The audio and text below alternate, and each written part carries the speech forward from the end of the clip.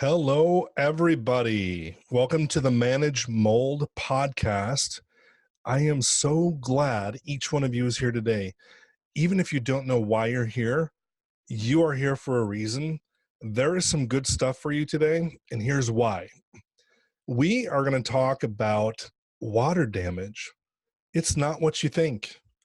A whole bunch of you, because I've seen a whole bunch of you over the last 22 years. You think you know what water damage is, and I'm going to share some things with you today that might surprise you.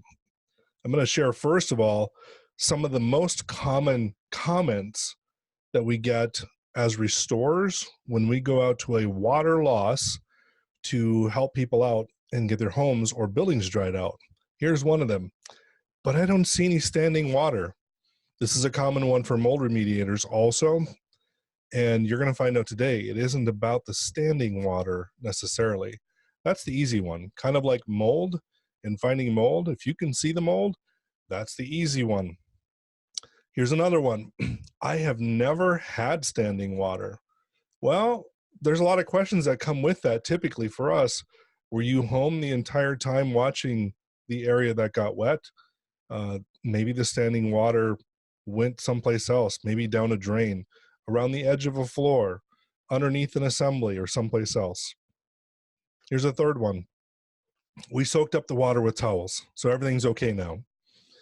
And a typical question that I like to follow with is, let's say this was a toilet tank that overflowed, not the bowl, but the tank, so let's call it clean water. And I asked, do you have any idea how many gallons of water spilled out of that reservoir? And if you think about the average water supply to a house, you could have 3 to 5 gallons per minute that would run. Do the calculation on that. If you had 10 minutes of water running from your toilet tank, that could be 30 to 50 gallons of water. 30 to 50 gallons of water is a lot of water. And if you got that mopped up with a towel, we have to ask the question, what happened to the other 29 to 49 gallons of water? Where did it go? That's really important. Or here's another one. We vacuum the water from the floor and everything's okay now. And one that goes with that, especially in basement situations where there are basements, we pulled up the carpet and the pad and everything is dry or drying now. And most people forget that there can be issues in the wall assemblies, and that is probably the most often forgotten part of a home. Now, I want to take you through a bunch of content today. So if you are a note taker, then get your pencil or your pen and get some paper and take some notes. I'm going to go fairly fast, but the advantage is you can replay this. And so enjoy. That's what I'm going to tell you today. Enjoy this, because here's why I want you to enjoy this. You are going to learn some principles about water damage today that for some of you are going to be the first time you've ever heard these concepts or these principles. And it is going to change your world from the standpoint you will know how to better maintain your home or building that you own, and you will know how to take care of water damage events in a much more quick manner. And that is the key to water damage. For anybody who's a restorer, the most crucial course of action that anyone can take, whether you're a restorer or you're the homeowner or building owner, is rapid response. Get to the water damage fast and start drying it out. That is the key. So let's talk about water. What is water? If you have never considered that question, there's a lot to think about. I'm going to take you back to 1828, Webster's Dictionary, 1828, and how Webster defined water, the noun, water, at that time. It's going to get a little bit long here, but go with me on this. Water is not as simple as we think. Webster says, a fluid, the most abundant and most necessary for living beings of any in nature except air. Water, when pure, is colorless, destitute of taste and smell, ponderous, transparent, and in a very small degree compressible. It is reposited in the earth in inexhaustible quantities.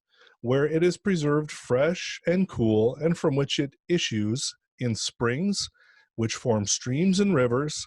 But the great reservoirs of water on the globe are the oceans, seas, and lakes, which cover more than 3/5 of its surface, and from which it is raised by evaporation and uniting with the air in the state of vapor. This is very important. Vapor is wafted over the earth, ready to be precipitated in the form of rain, snow, or hail. Water, by the abstraction or loss of heat, becomes solid, or in other words, is converted into ice or snow. Some of you in the South may have a little issue with that. So it can become ice or snow, and by heat, it is converted into steam, an elastic vapor, one of the most powerful agents in nature. That's Webster's 1828 definition of water. Now, let's go to Merriam-Webster's 2019 online dictionary. What is water? The liquid that descends from the clouds as rain, forms streams, lakes, and seas, and is a major constituent of all living matter, and that when pure is an odorless, tasteless, very slightly compressible liquid oxide of hydrogen, H2O, which appears bluish in thick layers, freezes at 0 degrees Celsius, and boils at 100 degrees Celsius, has a maximum density at 4 degrees Celsius, and a high specific heat, is feebly ionized to hydrogen and hydroxyl ions, and is a poor conductor of electricity and a good solvent. So it's changed a little bit, right? And there's a lot to consider even in the newer definition. But if you want to have a lot of fun, if you like learning, so for all of my families out there especially, if you think water is just that stuff that comes out of the tap or out of the refrigerator, goes into the glass or is in a bottle, and you drink it, and that's kind of the end of it, or it's what you water your lawn with, wash your car with, wash your clothes with, whatever, go to, just for fun, go to Encyclopedia Britannica online, type in the word water, and you will find a page that's written by a man named Stephen S. Zumdahl, and you will be amazed at what water is and what water isn't, and how water is formed, and the hydrogen part, and the oxygen part, and the protons and the electrons, and everything about water. This would be a good thing to learn. Go and have some fun at that page. If you've got kids or grandkids, definitely take them through that page and help them understand what water is. It is one of the most powerful elements on the earth. It gives life, it sustains life, and it can so easily take it away, right? So we've all seen all of those pieces. Now just take time and think about them, because there's some cool stuff there. So water is a naturally occurring substance. So it's a chemical. So for all of my chemical-free people out there, all of my green people, all of my essential oil, vinegar, ammonia, natural cleaner people who don't like chemicals, please understand that when you talk about water, water is a chemical. And in fact, water is a solvent. It's not a petroleum solvent, but it's a solvent. So when we're talking about terms of chemicals and things like that, remember, water is one of them, the most abundant and the most readily available. And I will tell you, here's the little secret about everything about this podcast. Here's the secret. Is everybody ready? Water is one of the key ingredients that causes mold. Water is one of the key ingredients that removes mold. Let that sink in, because that's really important. You add a little bit of soap to water, and you have a really amazing combination to remove mold. That's the early secret. We're going to talk about that throughout all of the podcasts in one form or another, that and HEPA. So tuck that in, put that high on your notes, because that's a really key concept. All right, so water is a naturally occurring substance, a chemical, that can be found as, we already talked about a little bit, a liquid. That's what everyone thinks about when they think about water damage. They think about rainstorms and hurricanes and windstorms and melting snow and blizzards that melt and and all this flooding and stuff that takes place. Okay, so that's the liquid. A solid, snow or ice, what we just talked about, and then a gas, steam or vapor. Water is likely the most necessary resource that we have besides breathable air. Okay, so for all my ozone friends, I just said the word breathable air. This is very important. Understand, all of my ozone friends, with the ozone generators and ozone cleaning machines, the ozone purifiers, the ozone air cleaners, just to name a few, ozone depletes breathable air. That's a little freebie today. Also, don't use ozone generators for mold remediation. There are other actions that are taking place in the air that you cannot see, and you're creating new particles in the air that might be more detrimental to your health than what you started with. Plus, you made ozone, which is not breathable, and you took away the breathable air. More about that in a future episode, okay? So we'll cover that later. Water has the power to topple cities or to carry us and cargo to distant lands. Water is an amazing thing. Water falls from the sky, it rises up from the ground, it hangs in the air as a fog or as clouds if you're high up in a mountain. Okay, Dean, I get it. What's your point? I have stuff to do. Where are you going with this, right? All right, so let's get into this. Water and water damage as it pertains to your homes, commercial buildings, and schools is a substance that should only be found in these three areas. Okay, so as a restorer, as somebody who has done water restoration work for 22 years, here are the three areas where we want to find water in your building. If we don't find it in one of these three areas, you are typically hiring a company like ours to fix the problem. Here's the three areas: outside the building as rain or snow and draining away from the building. That's one area. You expect the water to be out there because you have rain, you have snow, you have events where water comes out of the ground or out of the sky, and we want that to flow away from our buildings. Number two, we should expect to find water in all of our supply lines. These are the water lines that either come in from the city or come in from a well, and this is how water comes to the building for drinking, washing, flushing, watering, cooking, bathing, all of that. So when the water is controlled and it is kept within the confines of those supply lines, it is doing what we want it to do, and it's where we want it to be. Drain lines is the third. Water should, when it is done being used, go into a drain reservoir through a sink, through a wash machine tub, a toilet, what have you, and it should go down the drain to an area as gray water or black water. So if it came from a kitchen sink, a bathroom sink, or if it came from the toilet, to be processed in a private or a public sanitary system. Those are the three areas, okay? Outside, in supply lines, or in drain lines. Anything other than that is going to be water damage. The point of this is to demonstrate to you what water damage in homes and other buildings is, what it looks like, what it acts like, and how water can negatively impact our health. When I say water damage, it is likely that many people listening and many people who aren't yet listening are going to think about hurricanes, heavy flooding rains, destructive storms, and things like that. Well, while all of these are destructive, and while they always make the news, and it's so easy to see the videos, the pictures of all the damage that's done, they're dramatic pictures and dramatic videos. Storms are not the primary cause of water damage in buildings in any place in the world. It typically has to do with things with the building and in the building. So here's how I'm going to explain this. I'm going to give you a list.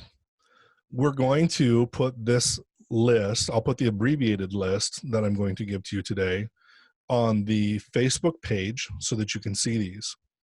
We have an intake form that we send out to prospective clients for them to fill out. And one segment of that form is a spreadsheet that has a list of 43 specific items for clients to consider may have happened in their home or the building that they want us to inspect.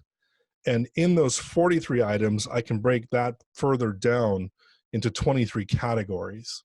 Here's the list of 23 categories. And I want you to think about this, potentially write these things down. You might have to come back and listen a couple of times. But I want you to think about these things. Oftentimes when people fill out our intake form and go through the list of 43 items, they have to mark yes, no, or not sure. It causes them to think through, what are the possibilities of damage that have taken place in my home in the past or currently that I can figure out where my mold problem is. That's the key. Here's the 23 major categories that we've identified. Toilets. Okay, so these are all sources or causes of water damage in your home. These things are small categorical definitions of water damage. So water that gets out of a toilet, water that gets out of a bathtub, a shower, a sink, a refrigerator. And you say, how can that happen? Well, refrigerators that have supply lines. If you would like to know the number one call that our company had for 22 years for water damage in a home, it was refrigerators that had a water hookup. We love those. And I will tell you, in 22 years in my home, we've never had a refrigerator hooked up to water. And there's a reason why. Dishwashers, water softeners, water heaters. A little aside on water heaters for everyone, a small item, but a very important item. Most people have water heaters in their homes. Some people think they have hot water heaters. And I would dare say that most people just have water heaters. They can fail. Washing machines, HVAC drains. So HVAC, remember, HVAC is heating, ventilating, and air conditioning. So the drains that are associated with your A coil and with the condensate from your burner assembly, if you have a furnace in the colder climates, your HVAC whole house humidifier, if you have one of those can malfunction or people can set those wrong. Other plumbing supply line leaks, that would be kind of your trunk lines and your branch lines that are hidden in your walls or in your ceilings. Drain line leaks, drain backups and sewage. Oh, we'll talk about sewage one day too, because sewage relates to mold, and we'll probably have a discussion that sewage isn't what you think it is either. Sump pump failures, condensation on windows and other places in a home, that is water damage. Window or door leaks, I'm talking about not air, I'm talking about water. Seepage can take place at all kinds of places of the house, especially at the foundation. Roof leaks, flashing leaks, chimney leaks, attic venting issues, and then last but not least, attic HVAC and ductwork malfunctions or poor design for those people living in geographic regions where your air conditioning system actually is located in the attic and the ductwork is located in the attic. Those can be major problems. Water vapor from the ground is the most misunderstood of all the water damage items I just listed for you. People don't even think about water vapor.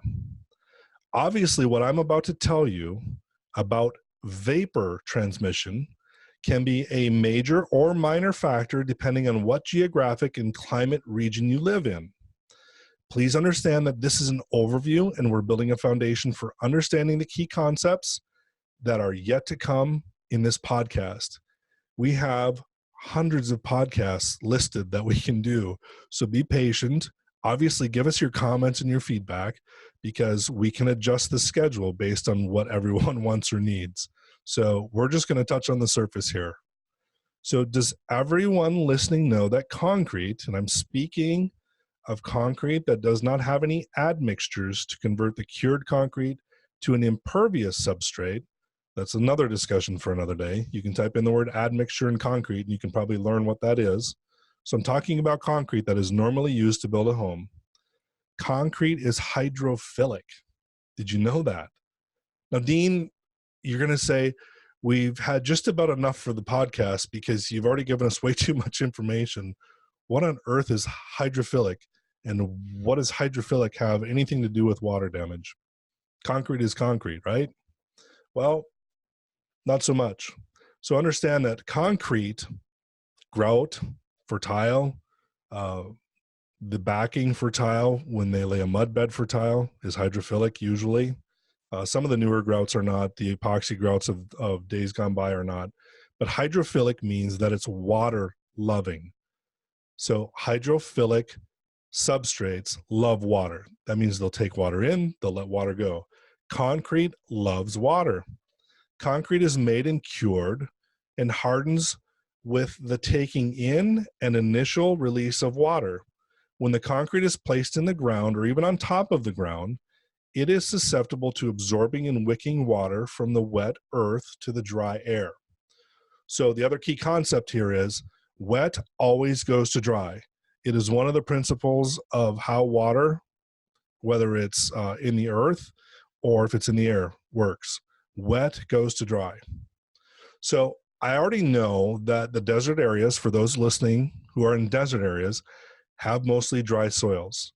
So all of you desert dwellers, just hang in there. We'll find something interesting for you too. Maybe not all of this for today, but in the meantime, and in fact, for all the people listening in the desert areas, please comment and share with us the number one water damage event that you can think of that takes place in your home in the desert areas. That should keep you busy while I talk through this water moving through the concrete segment, okay? All right.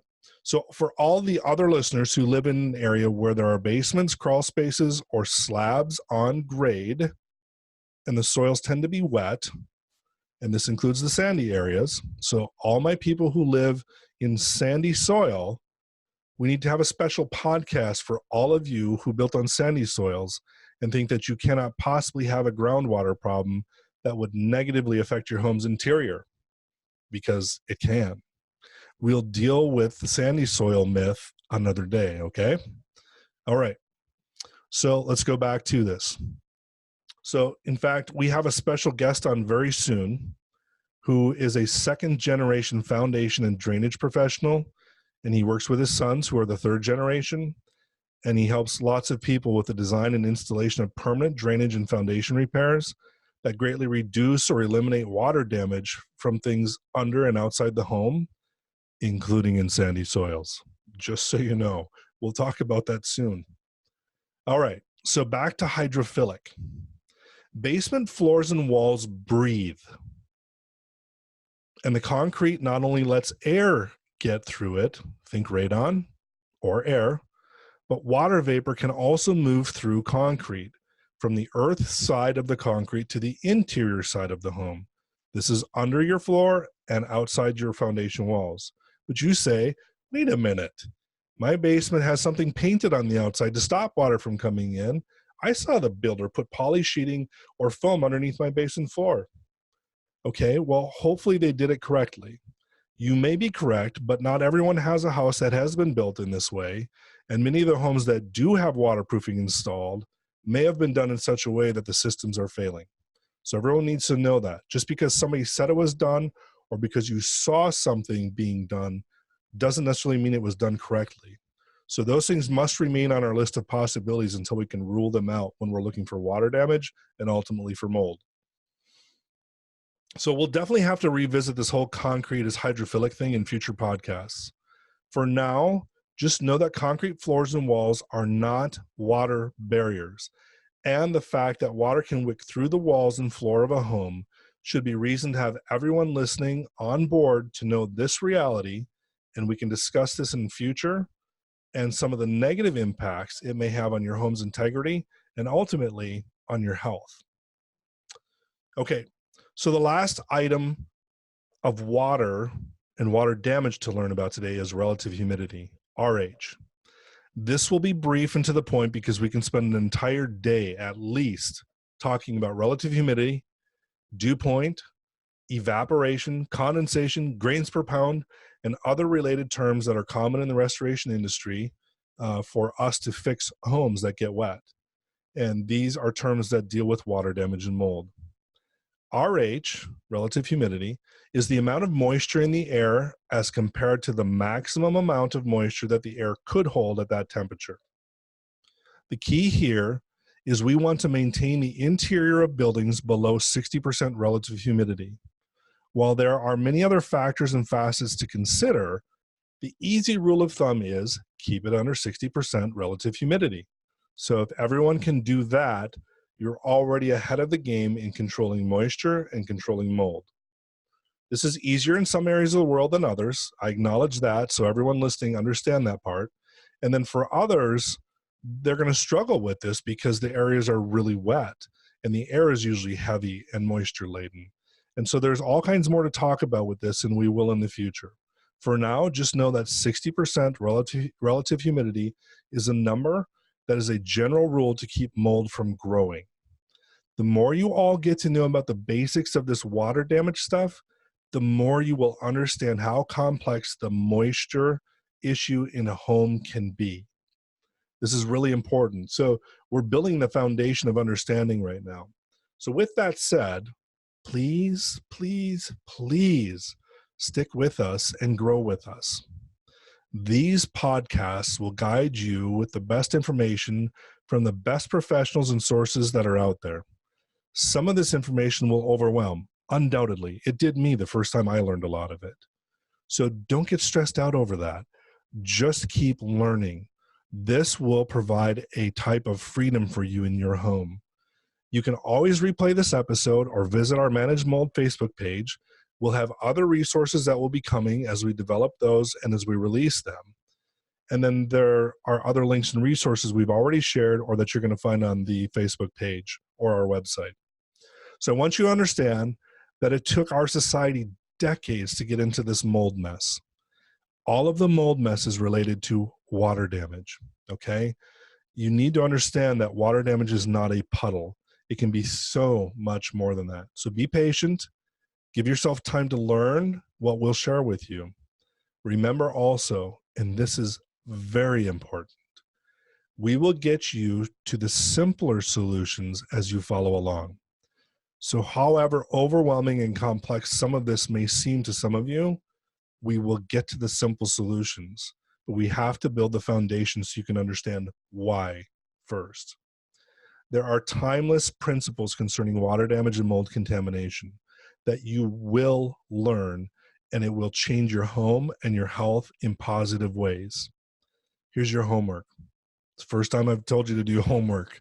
I want you to go to the Encyclopedia Britannica online and type the word water in the search. Be amazed at what water is. Think on it. It's an amazing substance. Remember, number 2, remember, water damage is not only water puddles in your home. And I'll tell you, I'll add this. If it is a puddle in your home, you should think through how many gallons did that puddle represent, or how many gallons don't you see that might have been in that puddle before you found it, and where did it go? You must find the end of it and deal with all of it, not just what you see.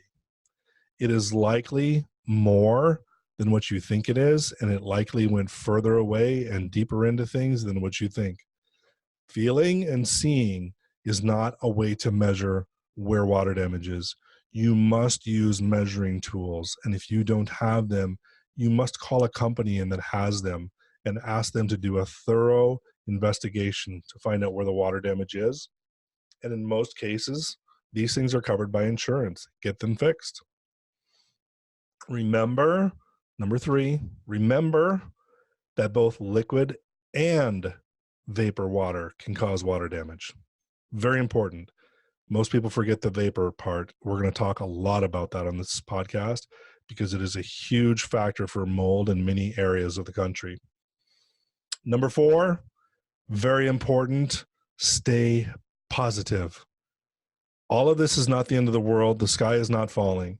We have answers. We know the data that backs up our answers. We know how to help. We know how to get you answers to be able to fix your home if it has problems. Tell friends and relatives about the things you're learning. Share what you're learning. Share this podcast with those whom you love, and share this also with your enemies. Here's why. Some of those people who might be a problem in your life, it might be because they have water damaged home or a mold damaged home, and it actually affects their mood. It affects their hormones. It affects their nervous system, and they may actually be pretty cool people. So share this information with people because it can help more people get to healthy circumstances, and they can have healthy, happy homes. Finally, number 5, Go to our Manage Mold Facebook page to see the list of common areas and events where water damage occurs in buildings. And then share the podcast. And absolutely give us comments. And if you can help rate us, that really helps us get the message out to so many more people. I really appreciate you tuning in today. This was episode number 7, and it's water damage. It's not what you think. Next time, episode 8, we're going to talk about the water mold connection. And then we're going to go into a couple of interviews that you guys are going to really enjoy. We've already got them recorded, and they're super fun. Have a great day.